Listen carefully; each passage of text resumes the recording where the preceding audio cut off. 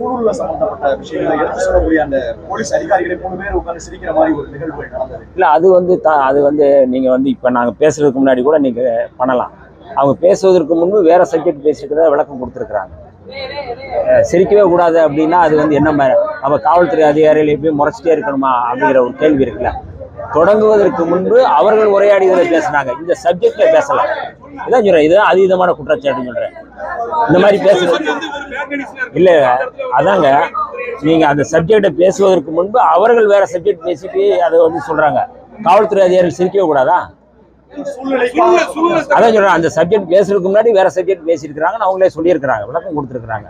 அதனால இந்த மாதிரியான குற்றச்சாட்டுகள் வந்து எப்பயுமே வந்து அதாவது வந்து காவல்துறை என்ன மாதிரி நடக்குது அப்படிங்கிறத பத்தி பேசலாம்.